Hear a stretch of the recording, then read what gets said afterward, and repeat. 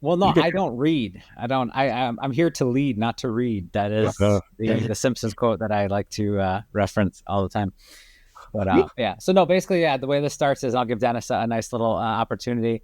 It starts like this: we talk in a B-roll, and then I say something dumb, and then Dennis inserts the theme music and makes it all look really, really great. And then I'll pause. I know that's where you're gonna cut it in. I know it.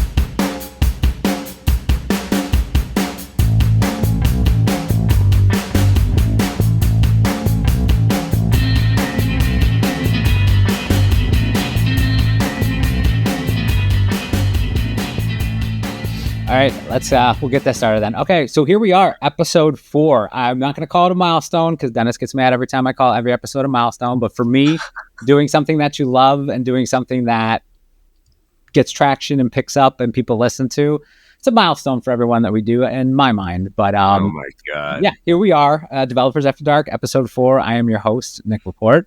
And with me, as always, for better or for worse, are my co-hosts, Dennis and AJ. I'll popcorn that over to you. Why don't you introduce yourselves? Yo, Dennis Edson here, developer advocate at HubSpot, and I am joined with another guy over there. You can go and do your own thing. I'm AJ. I'm also a developer advocate here at HubSpot. Feel like these intros are kind of getting redundant, Nick. Well, they are, but you have to. Now. Yeah, but don't forget, there's going to be new people watching every time. But I feel like the billboards should be taking care of that. Like, we should be recognized at this point. That's true. The radio commercials and the billboards, and then the Super Bowl ad will be fantastic when that comes out. So we look forward to that in February sometime. So that'll be nice. But I will popcorn it over to, or go ahead. I think you were going to introduce.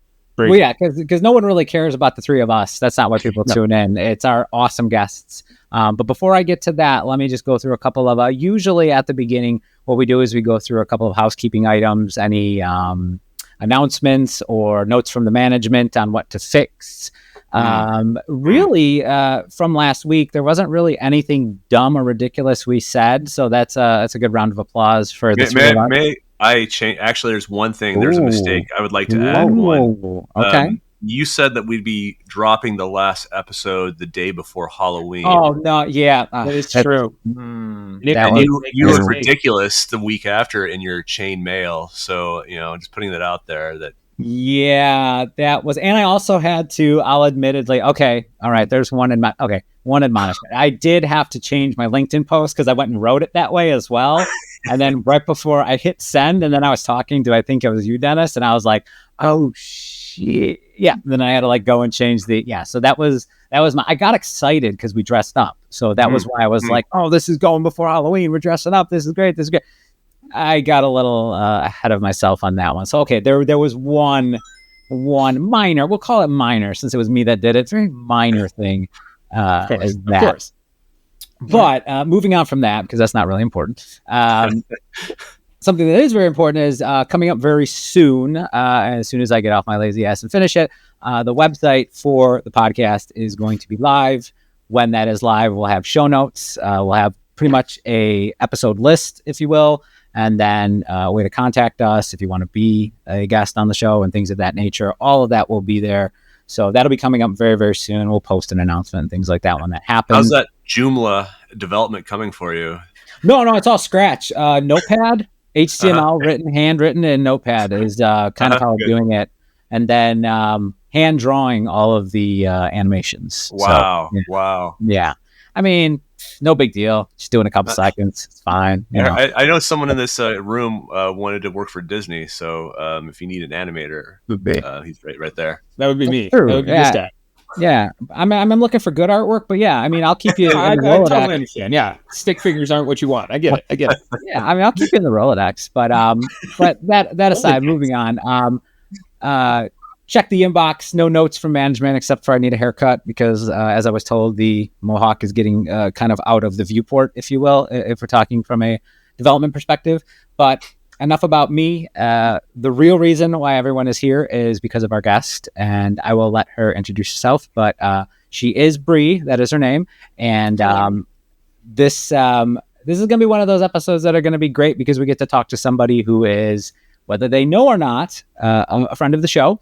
Or whether they want to be by the end is always the key. But Bree, why don't you go ahead and tell everyone who you are and what you do? Yeah, I'm Bree, and like everybody else, or most everybody else, I am also a developer advocate here at HubSpot.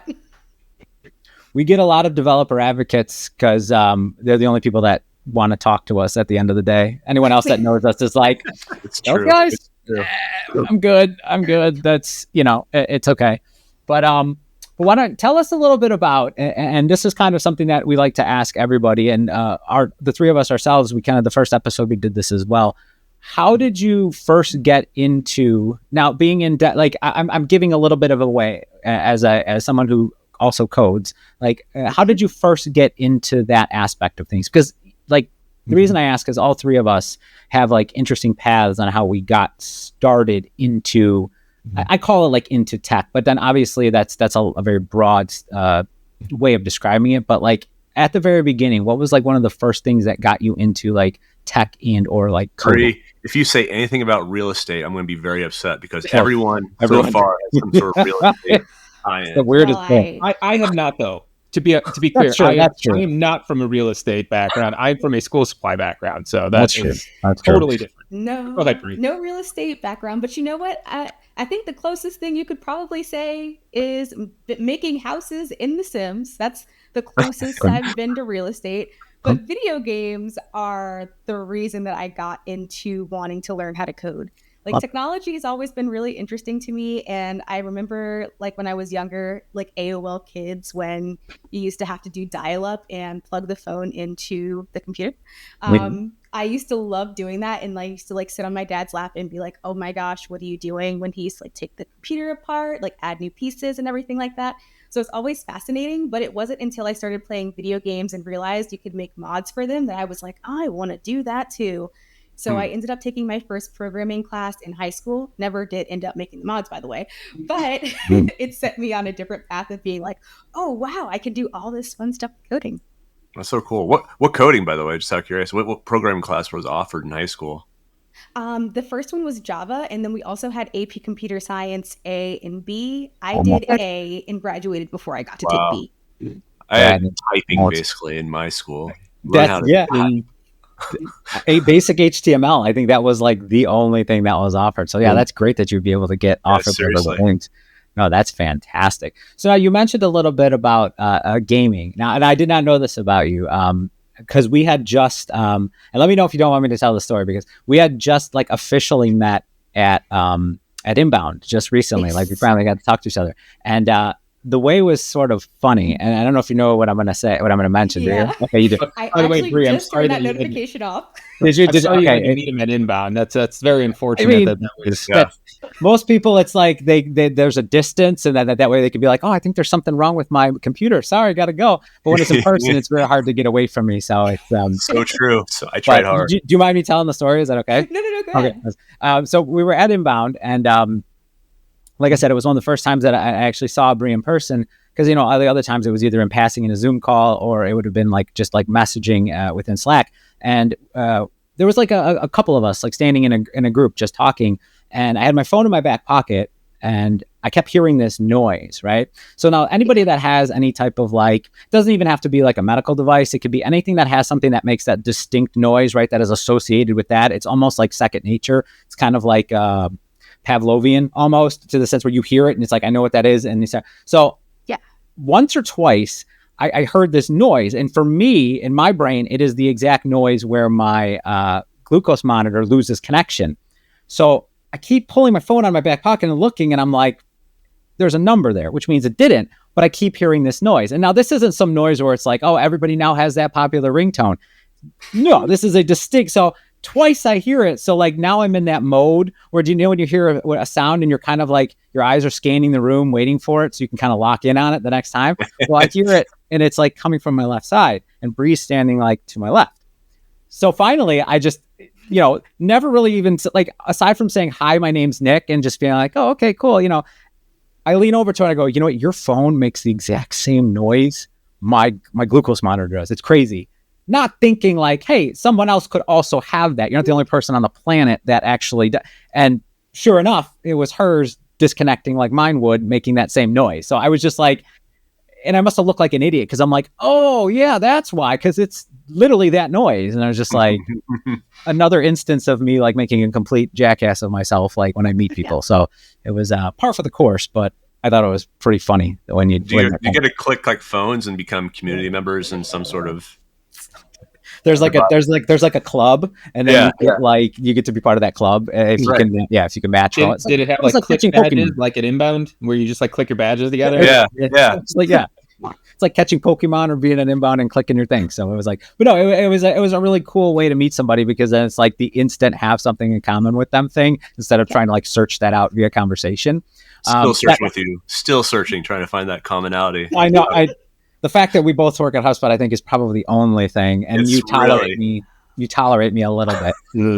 But no, to come full circle with that, I did not know also that you were a fan of gaming as much as you are, which I thought was fascinating. Because one of the things I saw, and I wanted to ask you about this because I did not get a chance to actually look into it, but AJ did confirm that that's like gaming is like one of your passions as well.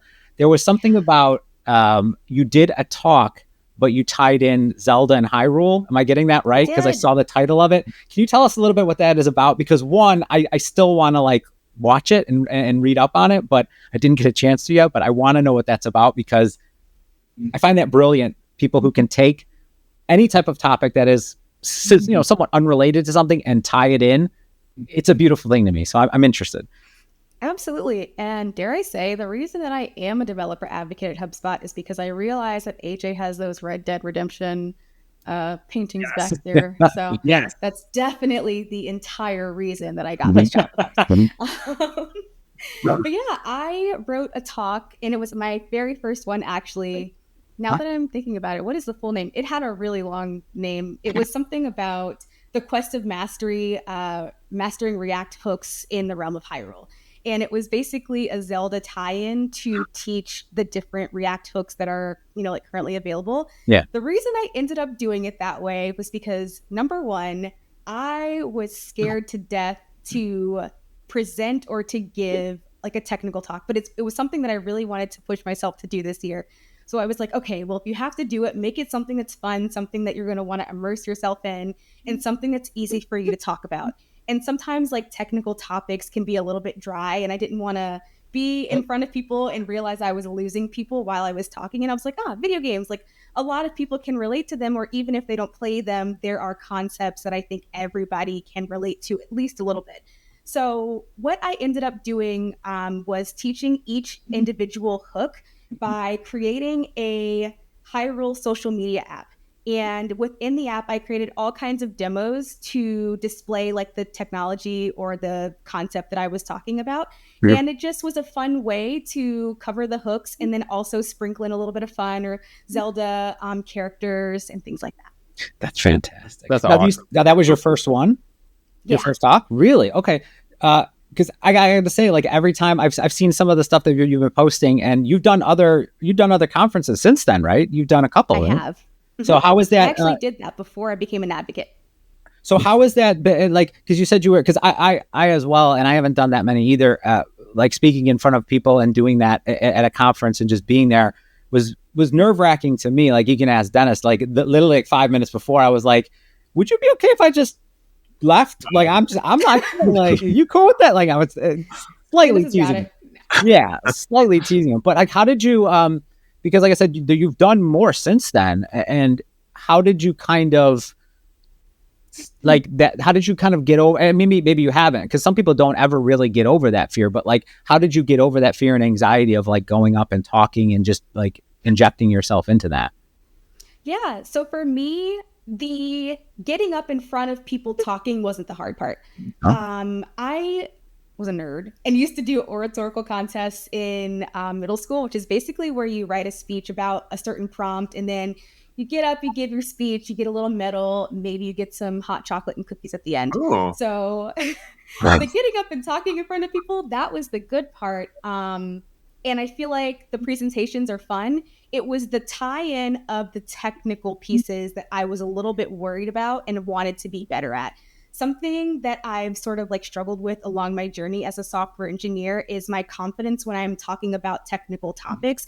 And it's not all the time that I don't know the topic. It's just that I don't want to seem that I don't know it, or I'm afraid of somebody being like, absolutely not. That is actually not the right thing. So I've been trying to challenge myself to speak more confidently. And in doing so, it's made me more confident, like in my technical ability. So the getting over it part, it was just doing it. I did one of those things where I applied to a couple of talks at the beginning of the year, assumed that I wasn't going to get them because it was my very first time. And honestly, I was just doing it to check it off my list and say, great, I did it. If nothing happens, that's fine. And then all of a sudden, I got an email that says your talk has been accepted. And I said, holy crap, now I got to write a talk and present it. And I was fine up until writing the talk. And it was right before I was going to give it that I was like panicked. And I was like, oh my gosh, I actually don't know if I can do this. Thankfully, my husband actually went to that conference with me, and we were in Wisconsin. And I was just sitting there, and I hadn't slept in like 3 days, just making sure that like all of my technical stuff was right, chatting with ChatGPT to make sure that what I was going to say is correct. And there was just a fear of getting in front of a technical audience at a technical conference, getting ready to teach this topic that a lot of people do know. And once I started talking, it just kind of lifted off of me. And I was like, you know what? At this point, it is what it is. Whatever I'm going to say, I'm going to say. If somebody has a correction, that's great. We can both learn from it. But yeah. When you complete your speech, do you crave hot chocolate and a cookie? Is it like the Pavlovian thing, like from middle school? Not anymore, because I don't want my phone to start making crazy noises if I have too much sugar. Oh yeah. I think that conference did have like a walking taco bar. So honestly, I'm pretty sure that was better than hot chocolate. A walking taco bar. That's awesome. Yeah. Like the Fritos, and then you put your favorite taco toppings on it. I've no. This is it's a Midwest staple. It's a Midwest. It's You can do like Fritos or Doritos, and then you put like the ground beef inside of the actual bag where the chips are, and like the salsa, lettuce, and everything like that. This kind of give it a little bit of a shake, and then you just take a fork and eat it from the bag. What? No, I know Frito pies. This is a new concept to me, and now I gotta go. Oh yeah, it's a popular. It's a Midwest thing for sure. Yeah. And don't worry about your thing beeping. Like, ask Dennis. Mine went off in the middle of our inbound talk, so I wouldn't. It was really freaking annoying. I was in the middle of something, like all of a sudden, like, what the hell is going on here? I turned it off. Waking up at 3 a.m. Right, I turned it off so it wouldn't. I silenced the phone so it wouldn't make noise, and then it made noise to tell me that I'd silenced the phone and therefore turned Bluetooth off. So it literally defeated the purpose of. I should have just shut the phone off completely. Like it just it completely backfired. If I would have just left the phone. You should have seen the glare that I gave him during that. The look I gave him was like, I am so sorry. I didn't. I literally threw it off stage. So yeah, I threw it off stage. There was something that looked soft, so I just chucked it at whatever was on the ground and just threw it off stage. I was so mad. I was like, yeah, but never. I don't ever be embarrassed about that. That's for sure. I take the cake when it comes to doing dumb stuff. But you also mentioned too, and I wanted to bring this up, like, which one of your favorites so far? Because it sounds like you've been busy with conferences. Like, is there a certain one you've done so far that's been your favorite? I think they've all been unique. I've done more conferences this year in my career than I ever have. That was also one of my goals this year, is that I wanted to get out and do in-person events. Right. I started to come into my career during COVID, and I feel like I didn't get some of that, the fun in-person events that were, like held before COVID that maybe happened more locally a little bit more often. So I wanted to go out and do them more. I've been to React Miami. That was a really fun conference down in Miami, close to the beach. Just like the scenery was good. And I feel like the vibe was good. The people were good. The talks were good. I liked the ambiance. That conference was in Wisconsin, and that was at a water park, and I got my dates for travel wrong, so I ended up leaving one day early, but they had a whole like pig roast inside the water park, and it was all kinds of fun. Everybody brought their kids, and I think that's a really cool concept as well, to be able to bring your whole family to your conference. Yeah. And then one of my other highlights was BattyCon, and that was in New York, and that was really fun because there were a lot of women of color in tech in the same place, and that's not something that you see normally. So I think those were the really special ones. What was I'm not familiar with BattyCon. What is that? BattyCon it's not just software. I would say it's all forms of tech, cybersecurity, even like non-technical roles. And it was its second year happening, and it was in New York City. And I gave a fun talk there about CSS, and it was called Code But Make It Cute. And it was literally just coding with CSS for the sake of fun, for the sake of making something artistic, not necessarily, for a bottom line or a business purpose. No, that's fantastic. I like that. That's pretty cool. That's very cool. I couldn't help but notice, and these are your words, not mine. You mentioned the words, or you mentioned that you're a nerd. Now, I have to ask, as a member and a card holder of that club, was there any interest early on, or even throughout, of like any kind of other nerdy things like Dungeons and Dragons or things of that nature? The card games and board games, not as much. I wasn't exposed to those until I met my husband. We play Lorcana now, which is made by the creators of Dungeons and Dragons, with a little sprinkle of Disney magic, of course. A lot of fun. I haven't played Dungeons and Dragons just yet, but I'm thinking of diving into Baldur's Gate, which I've heard is Dungeons and Dragons-esque, and maybe that'll be a little bit of a gateway for me. AJ can tell you all about that. He's a big fan of that at the moment. Yeah, it's kind of it's amazing, Baldur's Gate, and the fact that I have over like 100. I don't even want to look at how many hours I have dived into that game, because it just makes me upset knowing that I could have spent that time doing something more productive. You have a family, right, AJ? I'm just The fact that you're mentioning the number is impressive. Like, I would not, on my Steam account, I'm not mentioning any of the numbers of hours played on any of the stuff. I don't even want people to know. It's a little embarrassing. You don't want people to know that you've spent 120 hours playing. I don't know. I have 120 hours on City Skylines, which is basically a city simulator where you build the roads and you watch people hang out in your city. That's awesome. That's awesome. That's it. Now, so let me ask you this really quick. Okay. Did you notice a difference in the retention of people when you use the video game analogy in your talk versus something like the CSS one? Did you notice more engagement when looking around the room or anything like that? Like, do you think that might be like a cool niche almost to like start? Is niche or is it niche or niche? I don't remember. I've heard both ways. But like, do you feel like most developers might identify more with that? Because from what I've come across, like most developers I run into are also video game people, like very techy. So like what are your thoughts on that? Like, like you said, you noticed like a little bit of a difference, right? That like people were really grasping that concept. Yeah, I think the key thing to remember there is the CSS demo that I was doing and the video game talk were two completely different groups, two very, very different audiences. And what I tried to do, and I have not been successful at this every time, is to tailor the talk that I'm doing to the audience that I know I'm presenting in front of. Women, we do love video games. However, I thought it would be better in a conference that is a little bit smaller to do more of a workshop style something where we can actually physically take something away from the session, which is why I ended up doing a CSS demo for that one versus that conference, which is a little bit bigger and there's a lot more people. If we were coding something out live and maybe a couple of people have fallen behind, it might be a little bit trickier to catch everybody up and get to one solid checkpoint and make sure that everybody can leave with something.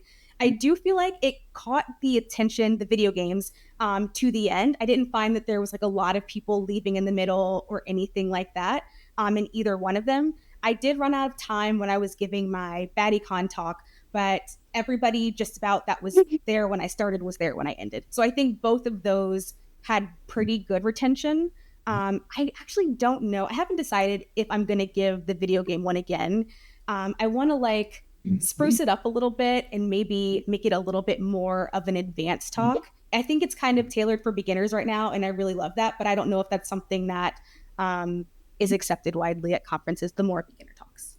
I think with the advanced stuff, you have to start moving into Super Mario Brothers for sure, because I think that's going to be where it's at. For you know what I mean. You've got a lot of material to work with on that one, absolutely. But no, I do appreciate being able to take something, like from a technical aspect and being able to marry it with something that's maybe not apples to apples with it, but it relatable, right? And then make it make sense. Because I think that's not just like in speaking, but just in daily communications, right? Because like, especially when even if you're at work and you're talking with somebody who may be in a different department who like is an expert in certain things, and you're trying to relay something to like, just finding that commonality in that language is honestly, that's kind of one of the reasons why we started this, to be completely transparent, was having these type of talks and conversations, but then, making them enjoyable, and then like speaking about them in a way that no matter who's listening, it's a conversation that you could feel like, oh, well, if I logged into the studio and just kind of jumped into this, I could talk too. I could have a conversation. So it's, I gotta say that it's kudos on that, because that is just something that personally I find hard to do. So here's a question for everybody. What's the worst analogy you've ever given? Like, you've done it and you're like, oh, that was so bad. I really hope they get this. Worst analogy? For me, I'll go first since it was my question. But like, I was trying to explain to a coworker one time why the internet was so slow in the office. Because like, everybody had the same shared connection type thing. And it was during like one of the World Series or something back in an old job. And like, naturally, everybody's like, the internet is rough right now. Like, we can't get anything to load. And I was trying to explain, like, yeah, there's like 5 people streaming the baseball game when you really don't need to be doing that. And I was trying to use baseball and like a pitcher throwing a ball and like 17 people throwing a ball all at the same target. And like, only a couple of you are hitting it. And I just, as I was going, I just kept going. And I realized I was losing them more and more. And then I eventually was just like, it's complicated, and I like walked away because like I didn't know what else to do. That's the way to end it right there. It's complicated. Yeah. Just walk away. That's the perfect like mic drop. Get it. It's too complicated. No. That's fine. Were any of them sports fans? Like, did you just kind of guess that they were and just assume? Hey, because like in my mind, I was like, well, it's the baseball playoffs are going on, so I'll just use baseball as an analogy, and I totally missed the ball on it, and it was just one of those things where like.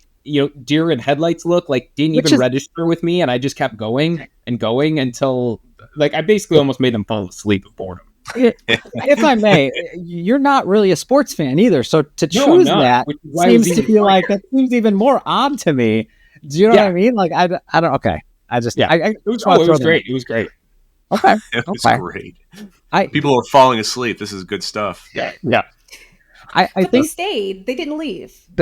Well, I mean, we were in an office and they were at the desk. We didn't have a choice. Yeah. Okay, that's fair. I don't have a specific example, honestly. Like I just know that I try to force chickens into every example that I possibly give. So, sometimes I push a little too hard with it, and it makes no sense what I'm doing. It's like, why would you even try to do that? Why are you making a custom object for this that makes no sense? I'm kind of the same way. I've been kind of classically trained into using the analogy of cars and like building a car when it came to specifically when it came to SEO, because trying to like use an analogy in that area always was difficult, and I'd always find myself like staring into another set of eyes that looked like a deer in the headlights, and it was just like I've gone too far. I realized my analogy makes no sense. I'm sorry. So it was like it from an SEO perspective. I had a when I worked at the real estate place, we had, and I'm bringing this up because Dennis loves real estate. When I worked at the real estate place, we had kind of like a partnership with another company, and I was able to like bounce SEO ideas and stuff off of them. And their SEO person there always used car analogies, and it was like so seamless. I must have sounded like an idiot talking with this person, like when I would try to use an analogy, and I always found that for some reason, car analogies with SEO was gold every single time. But yeah, every other time I tried with any other thing, it was disastrous. It was absolutely, I'm almost embarrassed. I'm glad I can't remember specifics, but I do remember the end result of the stairs and then staring back kind of like, you get it? No? Okay. So it was rough. It was very rough. What about you? I don't think I have one either. I put video games in everything, either video games or Disney. Disney doesn't always go over as well. And I think it's because a lot of times I reference like the complications that there are in planning a Disney trip these days and like how expensive it is. But a lot of times people haven't been in like quite a number of years. So they don't get like, you can't go without your phone now. Like you have to have your phone for everything. You're glued to your phone. You have to buy everything beforehand. And like there's so much planning. So I think that kind of just like goes over their head and it's like, oh, that was really niche. And you're really deep in a community. It's true though. Yeah, it's true. Like I'm surprised at that too, because I would think more people, I guess the phone thing, yeah, I understand that. But yeah, I'm surprised that it doesn't hit as well with people, especially using Disney.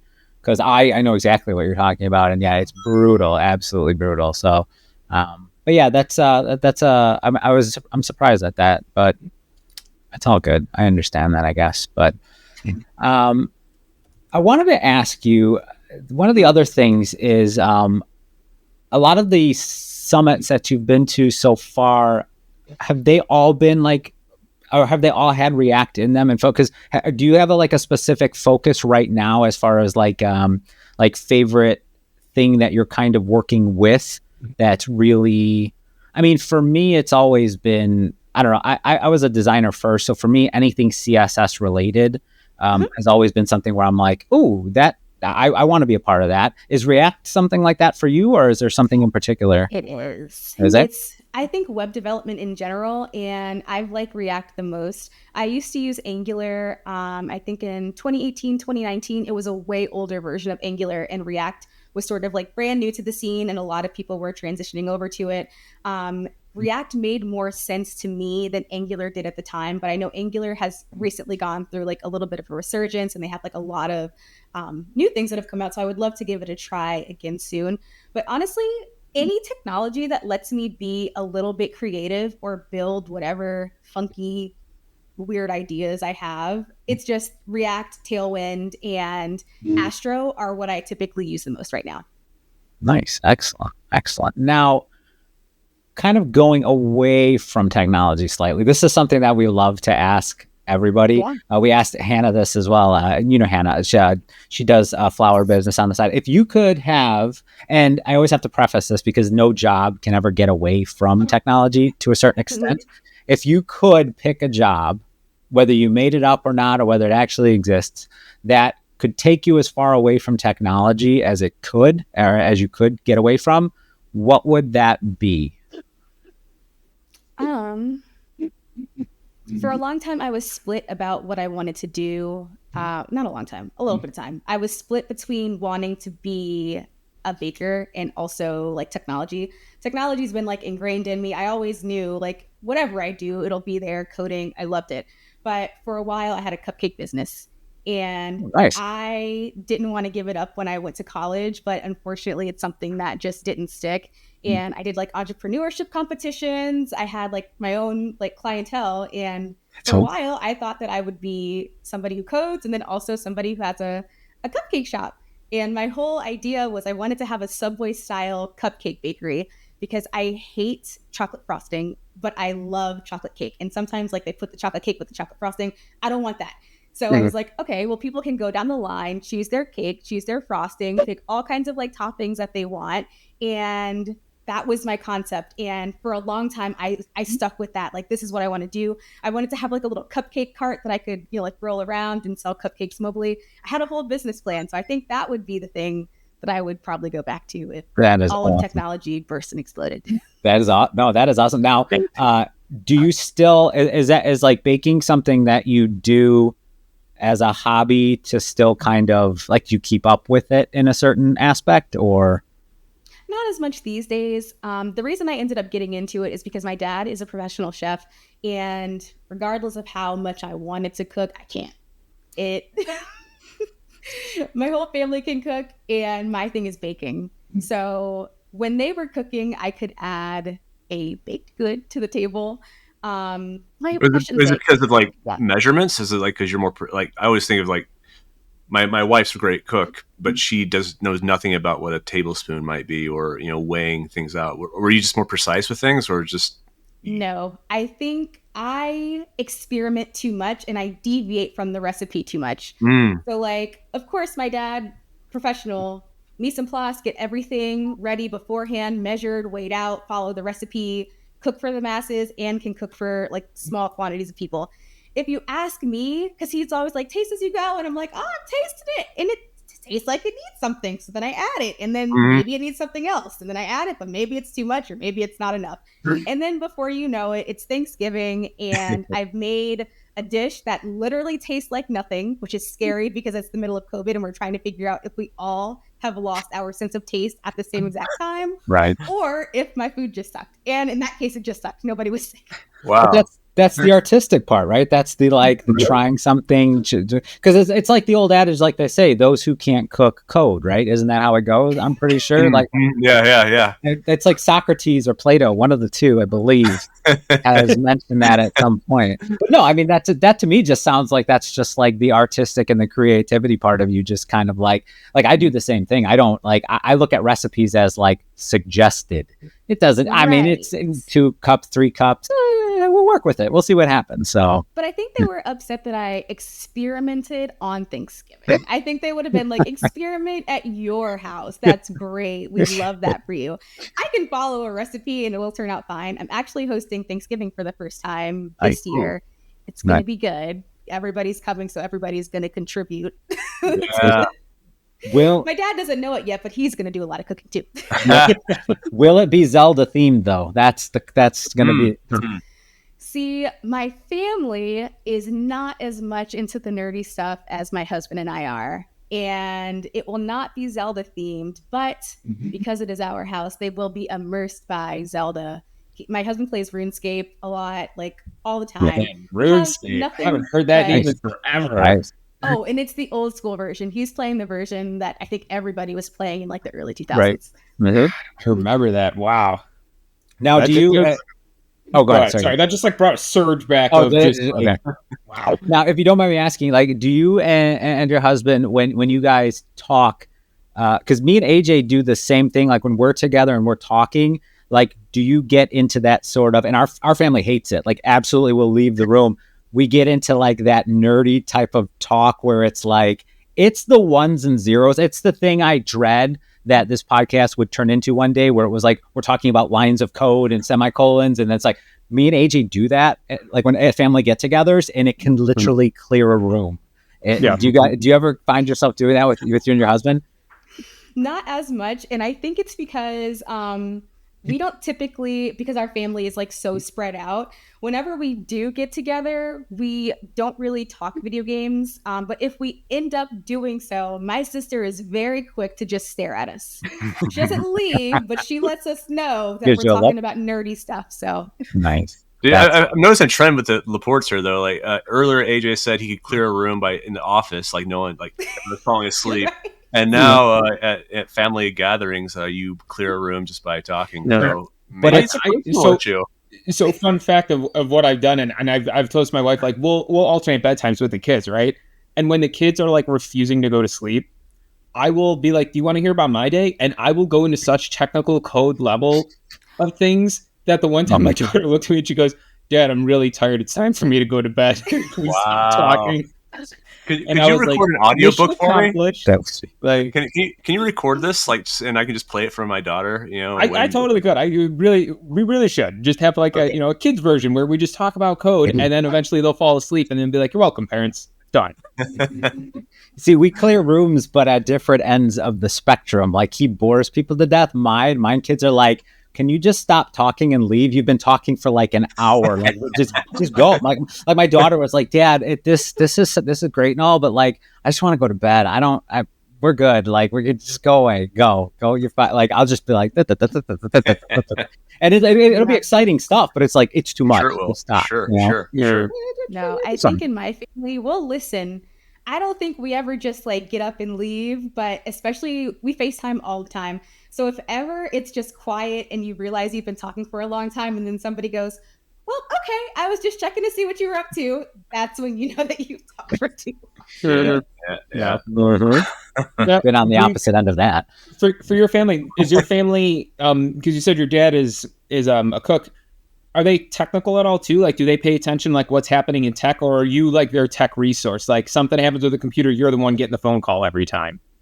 Yeah, my dad used to be technical, and I say used to, and I really wonder what happened, because there was a time where he was teaching me everything, and it's my mom would cringe if I said this, but I started to do PowerPoint nights. We started doing PowerPoint nights as just like a fun, cool thing that we do together, where we make like a fun presentation, whether we want to teach something.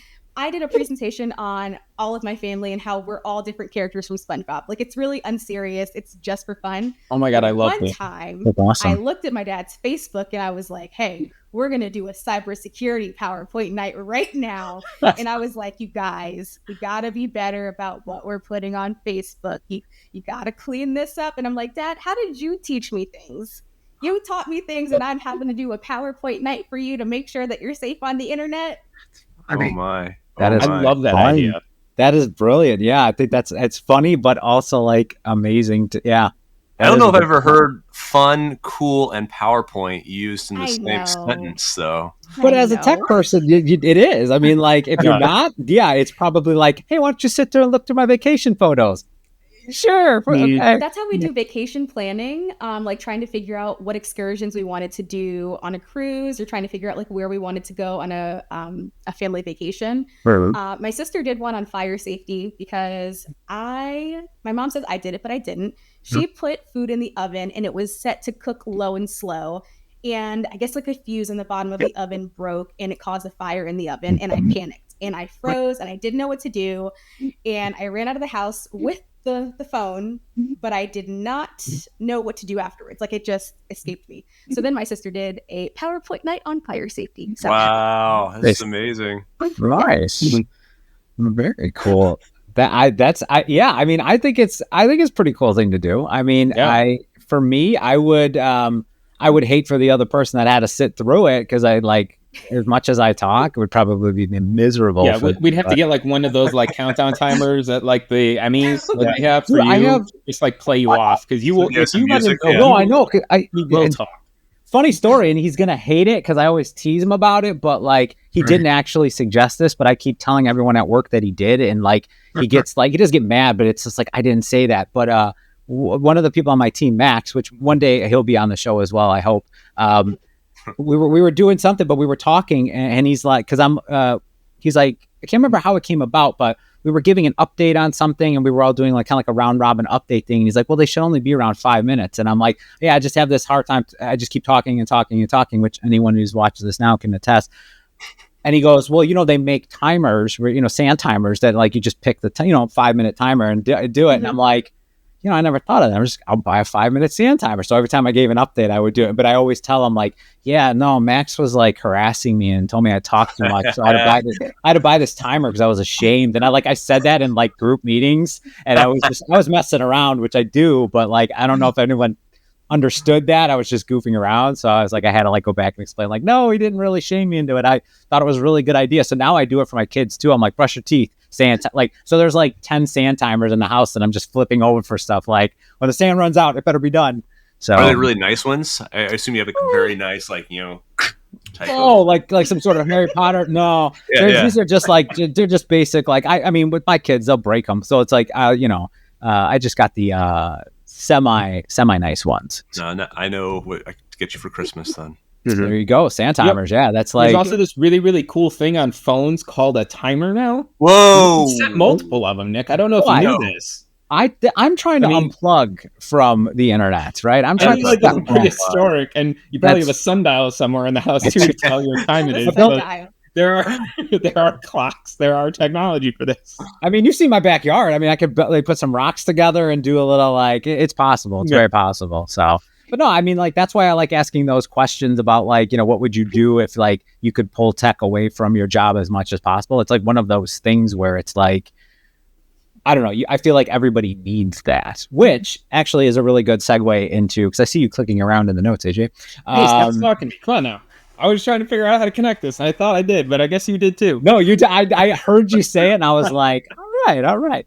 But a little thing we like to do, aside from sounding unintelligent as hosts and co-hosts, is we pick a couple stories every week when time allows, and tech related. right? But we like to talk about them in like real terms and things of that. And we put them on a list, and one of the ones that I wanted to bring up first, just because of the fact it's completely HubSpot related, mainly because Dharmesh's tweet was featured in it. That's the reason, was because I believe chat.com was just purchased for just a cool $15 million, I believe, was the price tag on that. Chump change. Was that the actual what he bought it for? How much did he buy it for initially? I thought he bought it for 15, then he sold it for more, possibly. Well, no, Sam Altman, I believe, of OpenAI, bought it for 15 million. Was the price tag? Okay. Yeah, so maybe he spent less than on that, because I saw his LinkedIn post and it was cryptic at best. Right. Yeah. So his tweet, Dharmesh said like he basically put in a bunch of prompts to ChatGPT. But he says that he bought chat.com for 15.5. And then after, he doesn't say how much Sam purchased it for, but he did say that he's not the kind of person that wants to like make profit off people kind of thing. I thought. Yes. Okay. Sam bought it from him, but Sam's tweet literally was just chat.com. Right. Yeah. And I bring this up also too, because maybe one day if Dharmesh ever watches this, he'll come on the show.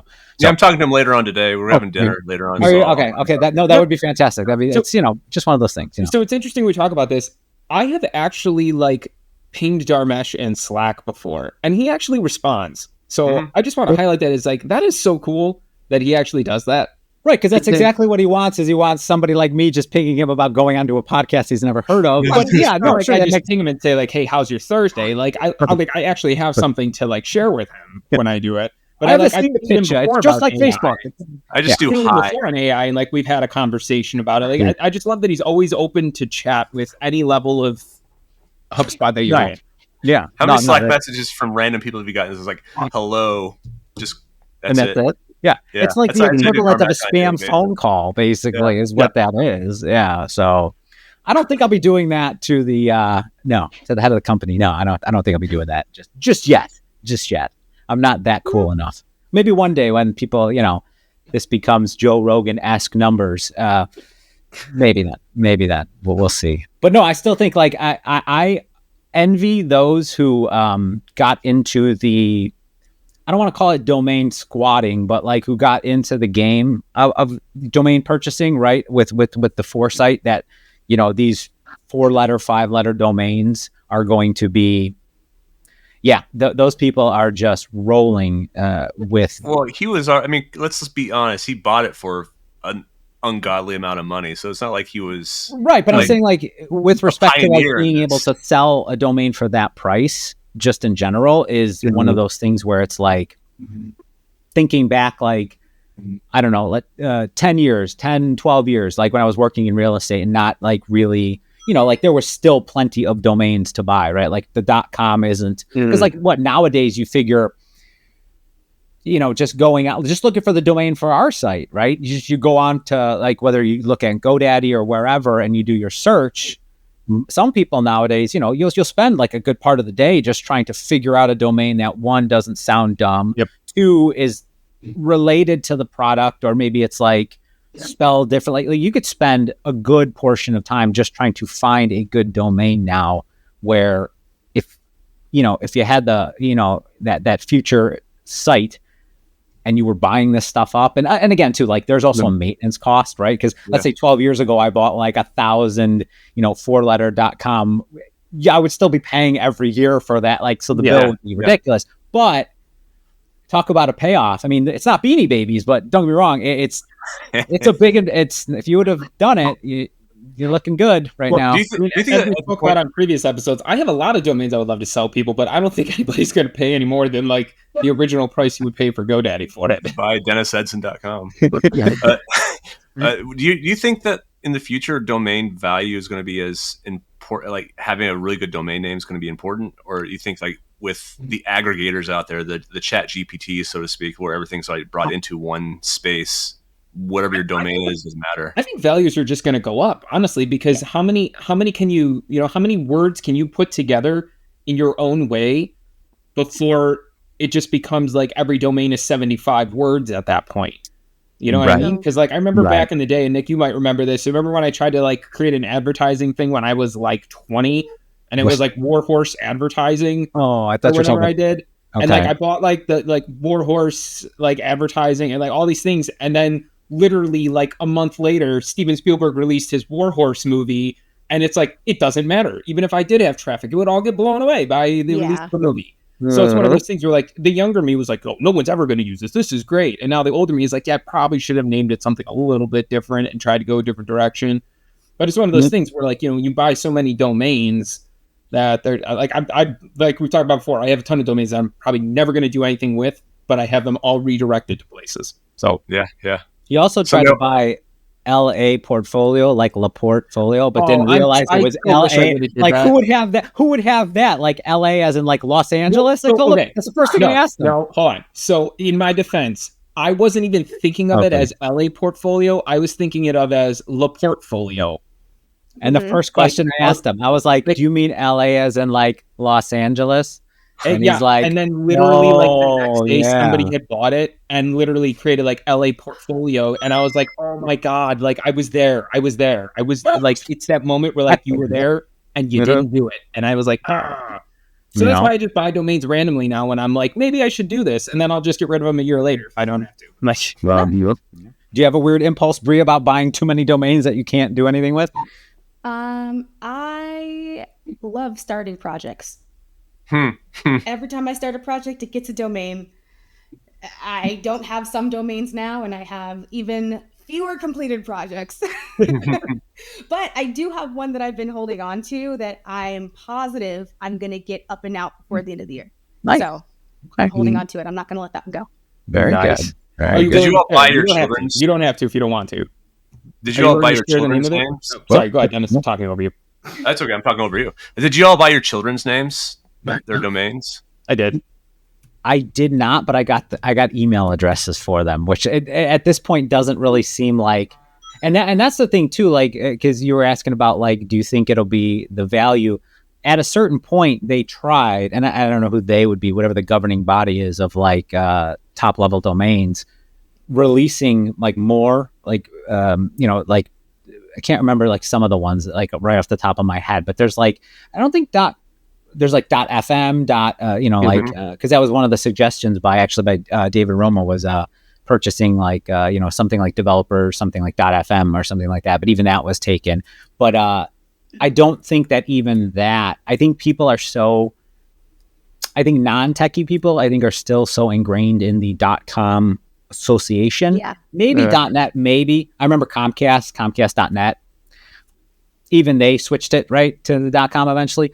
But I think people are so ingrained in that even trying to open that up doesn't kind of alleviate the pressure of like finding the right .com, right? So I see it getting worse before it gets better as far as like the pricing of some of this stuff. Now I say that as like worse. Like if I owned one that somebody wanted 15 million before, I'd be like, this is the greatest thing on earth. I don't. So I consider it the worst. I don't know how it kind of pans out at the end, but I don't see it changing anytime soon just because of like what's already been attempted to try to alleviate that kind of, I don't want to spend all day trying to find the right .com. Well, you can do a whatever. And it's like, we tried that. It doesn't really, like in real estate, we tried that, like, especially when they started opening up some of those TDLs, or TLDs, it just didn't work. Like people they're like, what is that? What's the .com again? It's like, oh no. Yeah. So, but I think we are starting to slowly move towards a place where like people are realizing that there are more extensions now. So like people are starting to go to those random extensions and that are like on billboards and stuff like that because people are like, well, it's just part of the internet now. Like the internet. Yeah, the internet. The tubes, the set of tubes.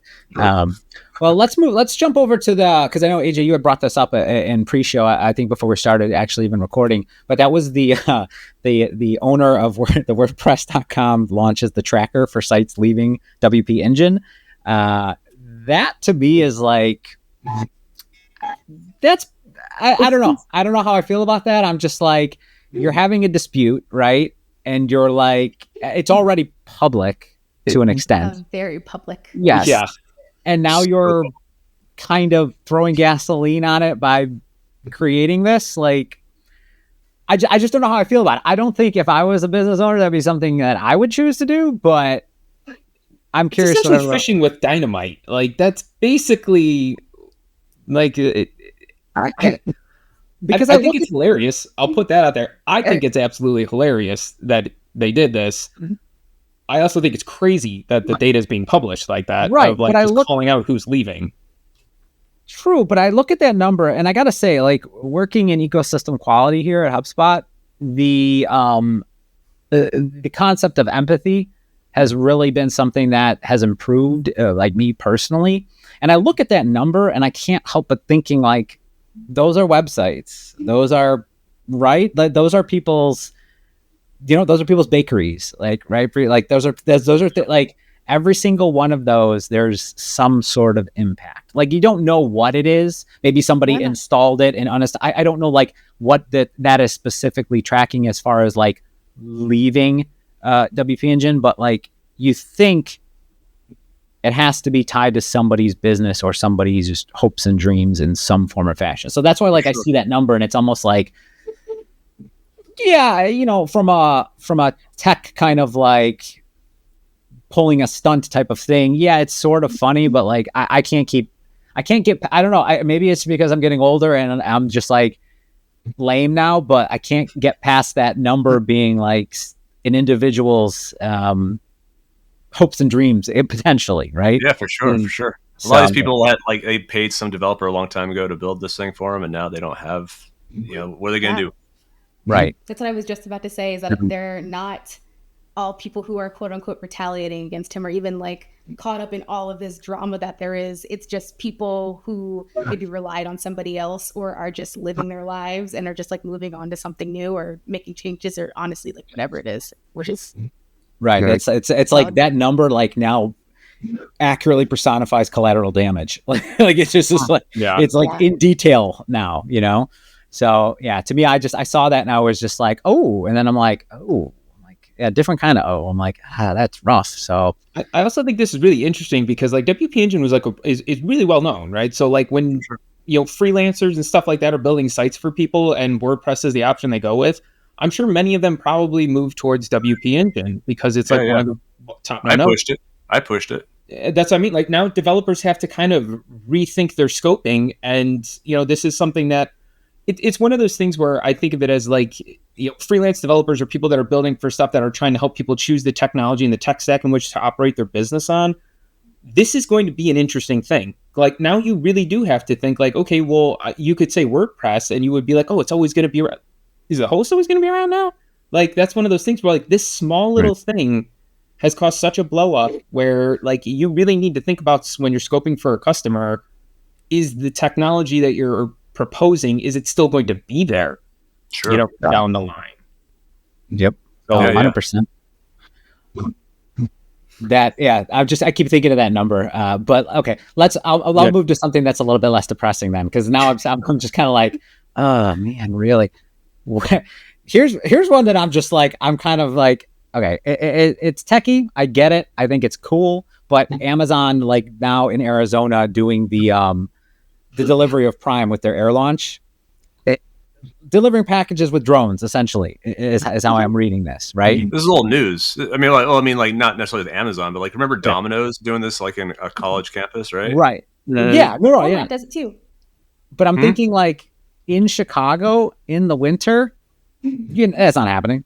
This has got to be a seasonal thing, or it's got to be a certain state thing. You can't do this do you know what I mean? So, like, to me, it's like motorcycles in Illinois. They're great for the 3 months you get to drive them, and then they're put on blocks. Pools, or even pools in that matter. You can swim for maybe 3 months, maybe even with a heater, 3 months, and that's pretty much it. So I think I'm curious because it makes me wonder, like, what security they have around these drones. Because I mean, there are people already, like, you fly a drone over a Renaissance fair, get ready, you're gonna have bows and arrows taking your thing down. Like, it makes you wonder, right? You know, Right. and I don't mean to play devil's advocate on it, and I don't mean to like go to that level, but like how many that's people are most going to be people's like, fears. The size of that box, and basically Animal Crossing slingshot it down for a free prize, right?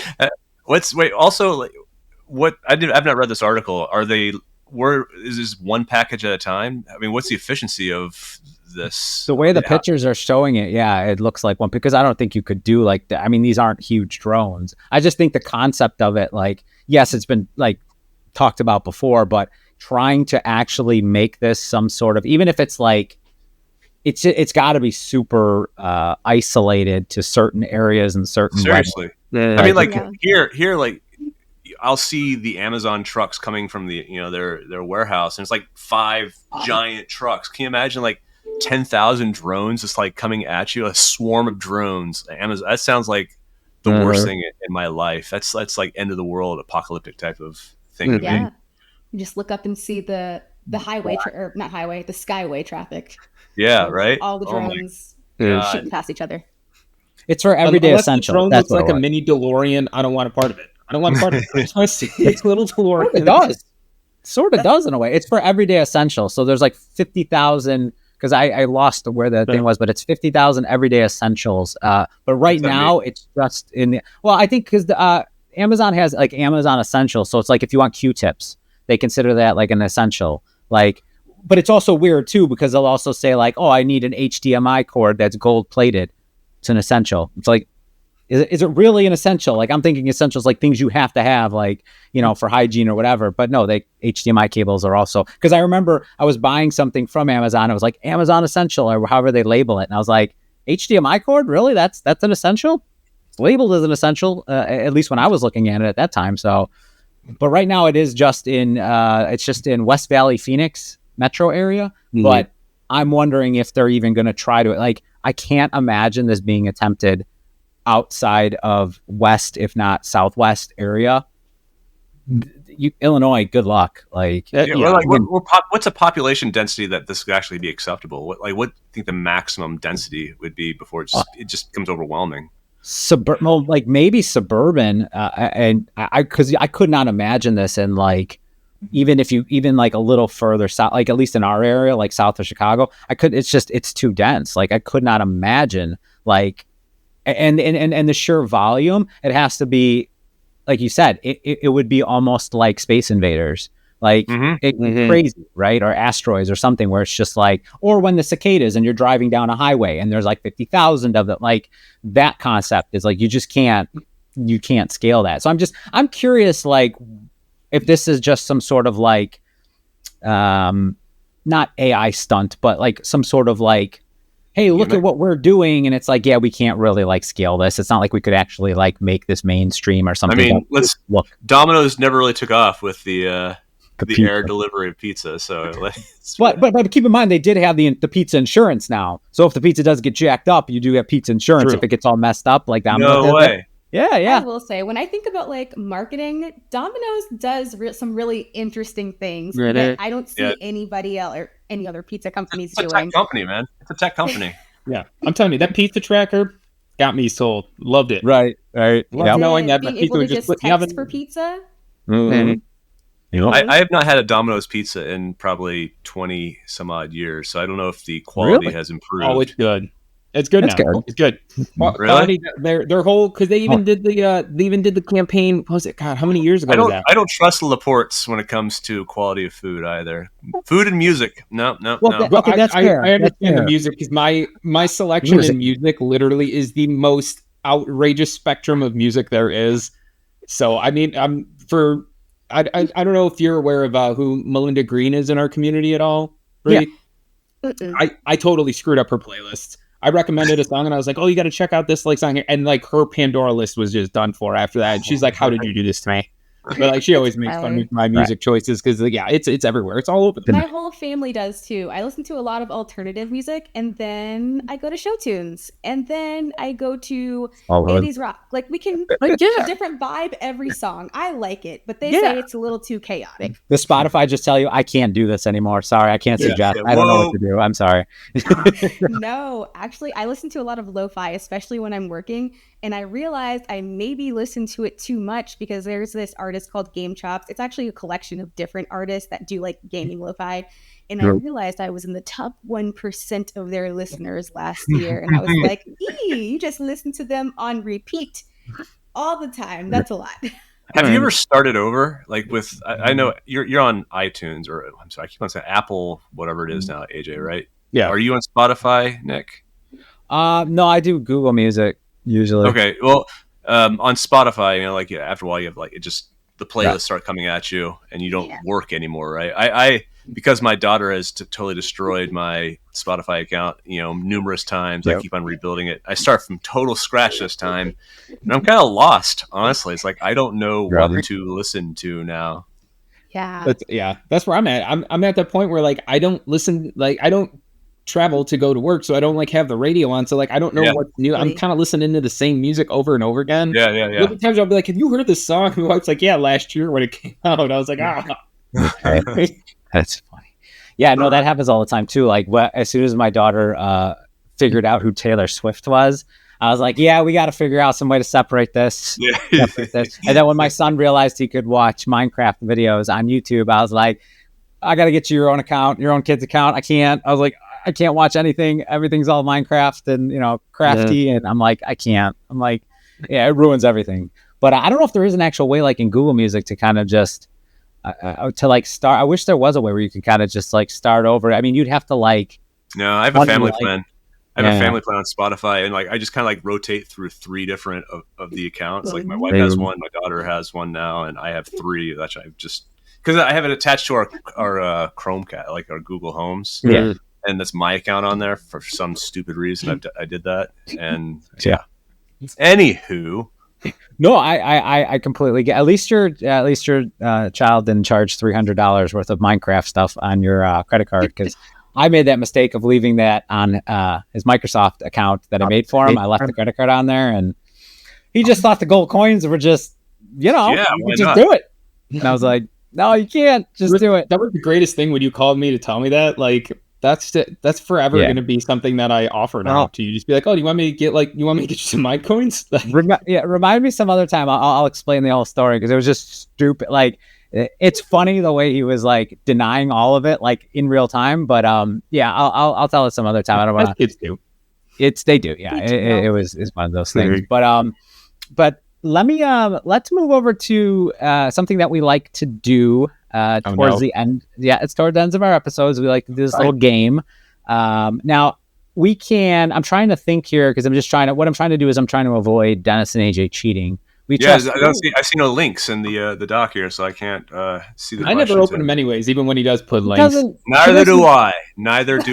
See, this is the caliber of Brie I'm dealing with here. Like, I have co-hosts that don't help with the notes ever. Oh wow! They show up for the vibes. They show up. I thought we were incorporating AI into this. Is that not our note taker anymore? Should we look when these notes were actually created, just to see when how long we've had access to That's them? Not important. None of that is important. The fact that I do it is what's important. When I do it is none of your business, good sir. Thank you for asking. But no, it's we like to do at the end. We try to come up with, and at first we were always going to do these kind of like 10 questions all the time, but then we found that it might get a little repetitive. So we found a way to create these kind of like little fun games right at the end. And what we'll do is we can do it as, if you guys want to do it as a group, that's fine too. But what this time I came up with was famous movie quotes, and you have to guess what movie it's from, and bonus points if you can guess the character that actually said it in the movie as well. I am going to fail so. This is my jam. So what we do is, when it comes to AJ and Dennis, we take them at their word for it, which probably in hindsight, not the best idea when it comes to scoring, at least. But I'm winning. I believe I won last week. We're not going to talk about last week so much. I don't know what the hell happened last week, but like and he did not see the notes, Bree. He did not. I made sure I hid that like it was in Fort Knox, and it was almost getting to the point where I was getting upset. I was like, how is he getting all these right? Like I purposely, like when I know they're going to answer it, like especially like when that first episode that we did where it was just the three of us, I made sure I made questions that were like impossible to answer. You could take them in different ways, and I could be like, no. What I meant was like, it was just like how many days of the week have 28, or how many months have 28 days in them? And they're like, oh, it's just one. I'm like, no, all of them have 28.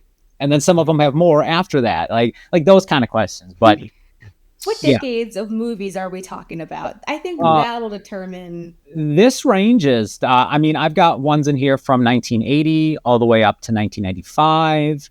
Some of them they're more famous movies. Just so you know, Brie, Nick is kind of stuck in that era, and so that's not okay. It really is. Okay, that's only because that's. All right, let me explain. That's not a fair comment because that's a very fair comment. No, because what happened was in the episode where he still built websites with tables, so it's definitely really good.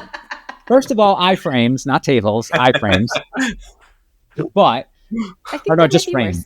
Yeah, I guess that's true. That's true.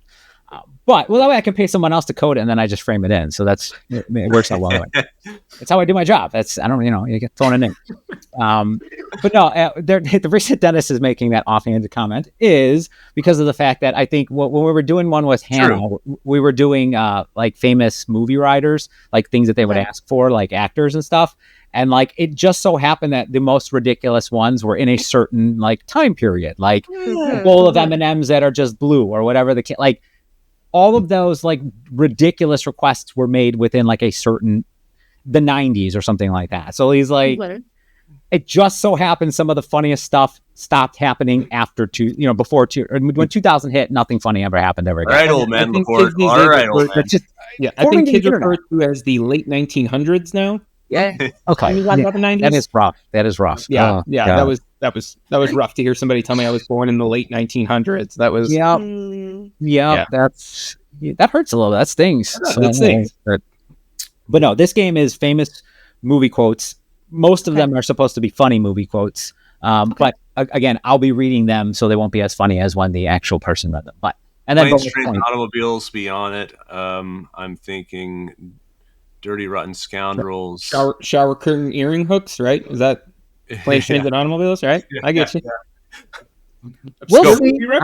Count me in. I'm there. I'm just saying, we'll see. But let's do this, and let's see. Well, I expect Brie, and Brie will be honest, but I expect the two of you to try to be honest with your answer, since we'll just go and like everybody can just get what they think the answer is. But let's go with the first one, and I'm keeping score. And the one thing, as a little caveat here, I have no idea how I'm ever gonna like surface these scores out because the games are always different. I might just shame Dennis and AJ one day, like on the website, since I that'd be fine.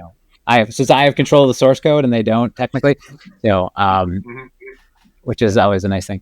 But we'll start this. We'll see how this goes. And can I take a guess at the first one just to see if I can nail it? Yeah, but that's gonna be like. Is it the movie Hackers? Is that your first quote? No, it's not. Just check it. Continue.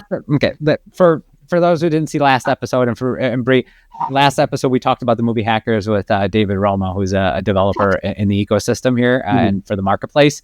And we were just talking about like that was the first, David's first, like when he first saw that movie, that's what got him into. And then he said he saw it at 13, which I told him I work at a video store, and I don't think I would have been renting that to 13-year-olds. So I just said video store. I did. I used to. Yeah. I mean that doesn't help my argument about being old and not wanting to hear about the late 1900s. Saying that I worked at a video store. Because rewind is not the tattoo you want to talk about.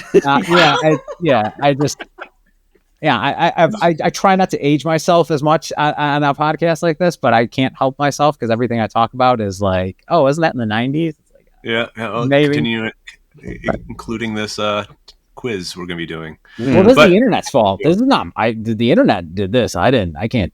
I don't know. I don't know technology. I just Google stuff. I mean, come on now. So let's try this. See if you guys if AJ is as good as he says he is and Dennis is as bad as he says he is. Okay. But we'll try this. Okay, so quote number 1 is, if you can dodge a wrench, you can dodge a ball. Dodgeball. Yep. Wow. Dodgeball. Yeah. I'm leaving. I did it.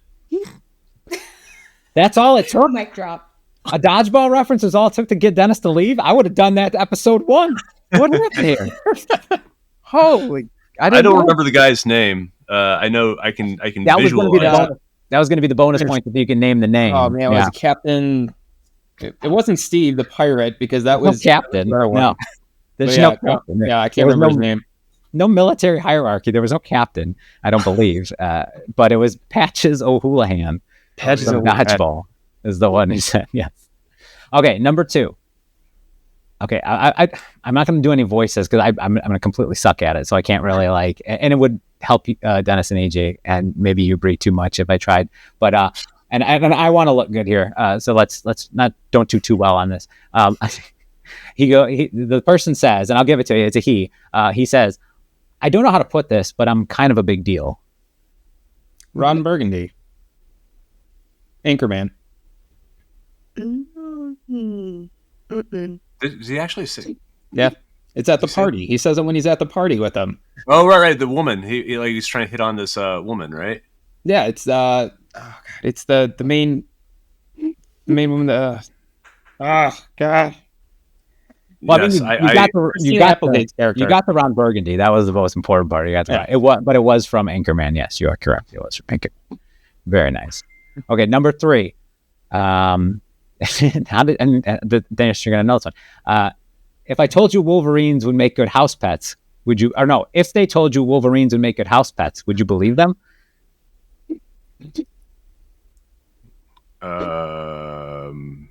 What 1990s movie is this from?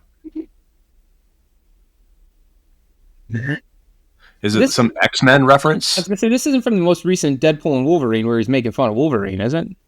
Nope. Nope. I think I'm pretty right away. You're like, nope. I know that was a good movie. I saw that one. Yeah, it was a good movie. I don't know this one. See, Dennis, you mentioned it actually right before Planes, Trains, and Automobiles. Really? Del Griffin's Planes, Trains, and Automobiles. Yep. Yeah. See, you mentioned it. 1980s even. We're going way back now. All right. Like I said, the internet does not lie, right? If it's posted, it must be true. Number 4. If you ain't first, you're last. Ricky Bobby. That's Talladega Nights. Wow. It was Ricky Bobby's dad who told him that, because that was his mantra that he lived by. Right. Do you your the breadth of movies is kind of like, seems like you're on a very specific path here with the same actor. Yeah. What's going on, dude? Did you just look at like some Will Ferrell fan site to find this? Was Will Ferrell in Dodgeball? I don't remember that. No. Anchorman. No. Okay, that's 2 of 4 so far. I mean, there's still 50%. You're right, 50%. I mean, let's just relax. Okay, number 5. I'm pretty sure there's a lot more to life than being really, really, really good looking, and I plan on finding out what that is. I'm going to say, what was it? Ben Stiller in Zoolander. Zoolander. Nice. You guys you're not bad. You guys are really good at this. Isn't it in the same? I'm realizing. David Duchovny? I don't know if he's in the same David Duchovny. I don't remember, to be quite honest. Yeah. I'm also now realizing that I know Nick's style here very, very well now. Like literally the internet. It's literally the internet. You're lying, dude. I mean, like the internet, yes, but like one specific site on the internet, perhaps. I literally printed it out and I throw a dart at. I take 10 darts, and it's just whatever. I'm starting to feel like these are movies that came out before I was born, or that I wasn't allowed to watch. I definitely know I wasn't allowed to watch Zoolander because I was in like maybe middle school, maybe. Oh, it's such a good movie. Gasoline fight. It's great. It's a great movie. All right, number 6. Now he says, "You're not your dad. He could sell ketchup popsicle to a woman in white gloves." Tommy Boy. He tells it to Chris Farley when he's trying to sell him the car parts originally. Right. Yep. I did not remember. I haven't seen that movie Callahan, since before Brie was born. These are this is what the internet provides as funny movie you keep quotes. on saying this, man, but like, does your computer only go to a certain year on the internet? I mean, is it just like, I have my timestamp is set to 1994. I don't know if that makes a difference. It surely does. You haven't hit Y2K yet, so you don't have any worries there for a couple of years. Well, that's why I did it. I did not want to get hit with the bug. I just, my Google Calendar gets screwed up a lot, but I think everything else seems to be working okay. Yeah, on the computer that you're using, is MySpace still working? Yeah, right. Or no, I have a He was bragging because Tom was his friend. He didn't realize everybody had Tom's friend. My GeoCities account is running like clockwork right now. It is beautiful. So many animated GIFs. It's like a beautiful thing. Okay, now I feel bad saying the rest of these because they might. Well, you should. You actually should say them anyways, and we'll just continue making you feel bad. This will be a better game. This is just like every other day. Okay, perfect. Okay. Number 7. Looks like I picked the wrong week to quit sniffing glue.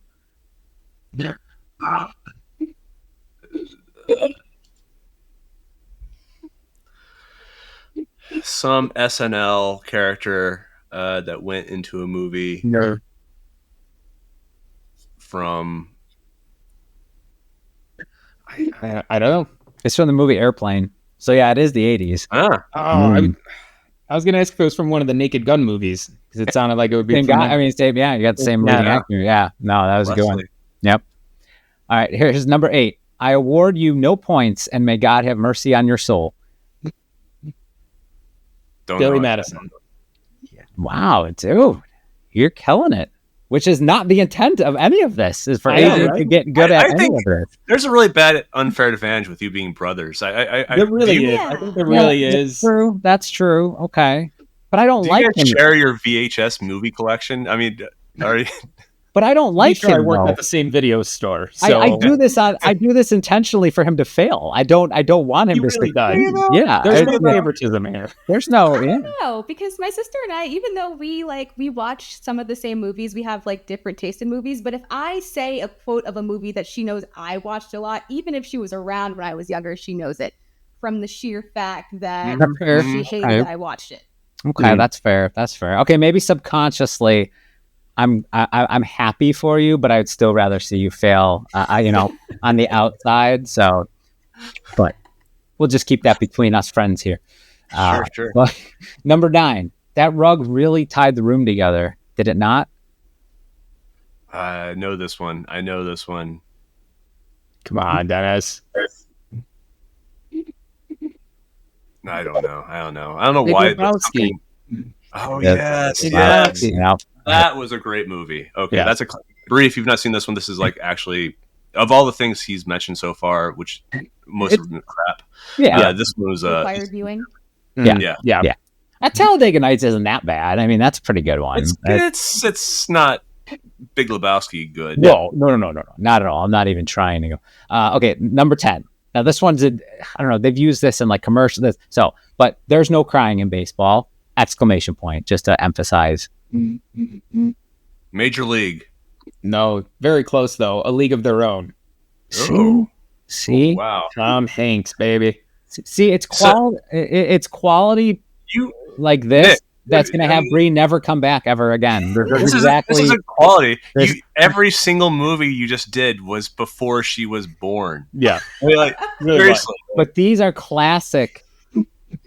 I don't think any movie was from the year 2000 and after. Like, no, possibly not. Actually, yeah, that's a good point. But yeah, that's just like that's not possibly. It's definitely not.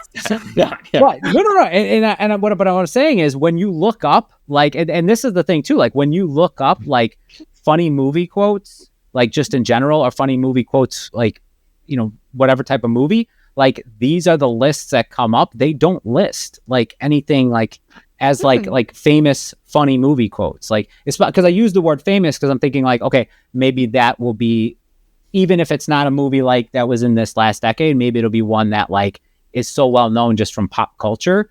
So that tells you something. And I'm just going on a philosophical rant here, but that should tell you something because like, why aren't there more? And like these are like websites, like bigger websites too. It's not like Nick, these like little stop niche it. blogs. Stop it. You need to stop using Alta Vista, to do your web searches. Web crawler. It is web crawler. Right? I use web crawler. Remember the spider web crawler? I used it.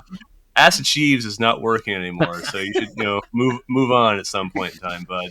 I don't know. Next time I'm on, we're gonna do Disney Channel movie references. Yes. Y'all gotta guess who said everything.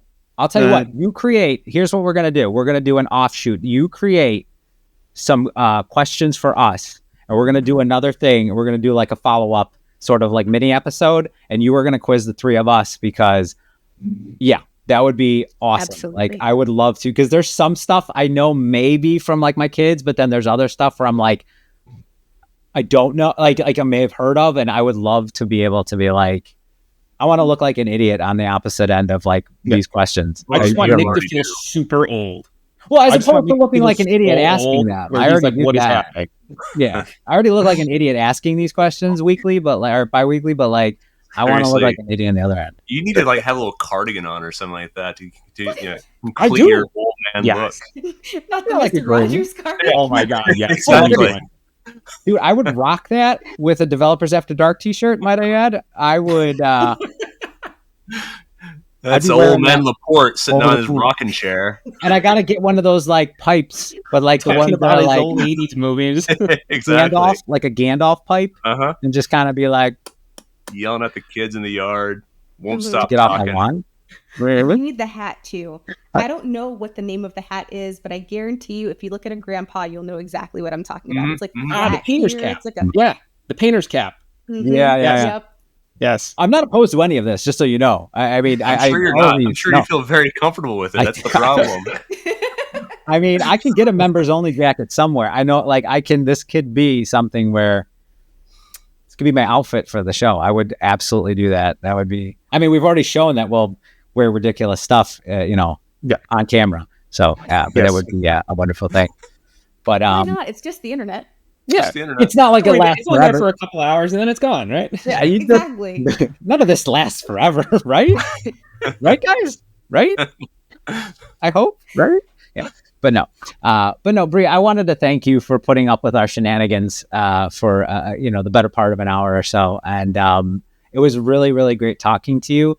And can you tell people like where they can find you, and if there's any projects or anything that you want to promote, or anything like that? Yeah, you can find me everywhere at Bites of Brie, BYTESOFBREE. I'm one of those people who had a .com website, so bitesofbrie.com has all of my links and things that I'm working on switching that over. But yeah, I don't think I have anything too crazy in the pipeline, just trying to figure out where I could be speaking next year, so be on the lookout. Wait, no, you're not done yet, my friend. Aren't you going to be in the city? Yes, for React Summit in like 2 weeks. You can actually find me at React Summit in New York City in 2 weeks on the 20th. Nice. And I'm going to be giving a virtual talk as well. You don't have to be in New York. It's going to be on the 22nd. And I'm going to be talking about how we accelerate value to our customers here at HubSpot. Love it. Smart. Love it. That is fantastic. Thank you for the reminder. See, that's why Dennis gets paid the big bucks to do this show. I mean, that's right. I'm just getting college credit. I don't. Yeah. So this is just. That's why he's getting the paid? only one with the title developer advocate. That's right. That's right. Only one. It's true. I love it. Well, thank you again, Brie. It was fantastic talking with you and getting to know you better and just having a conversation, because this is literally what this is all about. So this is pretty much the antithesis of what we want to do here, and we are so glad you're a part of it. And hopefully you will be a friend of the show going forward. But we definitely should schedule some time to do like a Disney kind of like, questionnaire on the flip side of it. So that way we can participate and we can make complete fools of ourselves, because that's literally my title here, for what I do. So I'd feel right at home being able to do that. But from Thank everybody, you for having me. oh no, it's not at all. Thank you for, taking the time, because like, most people would probably see Dennis on the bill and be like, maybe some other time. No, who can look at the DAD, the Dad podcast, and say no? I love it. Well, yeah, thank you from everyone here at Developers After Dark and the Developers After Dark family. We got to figure out what to call them too. Like, we call them the family. I was gonna use Army, but then I was like, maybe that's not developers, grandchildren. Like it's the crew, like the club. You could do the crew, the club, right? But you got to call them something, right? Like they're a group, like the Developers After Dark group or club or family. But hopefully, after this episode, Bree, you will still be one of the Developers After Dark family, or you'll pretend like you don't know us anymore and that you were just blackmailed into doing this. So, but either way, we are glad that you were here. And from everybody here at Developers After Dark, I want to say thank you, and we'll see you again soon. Bye-bye. Bye. And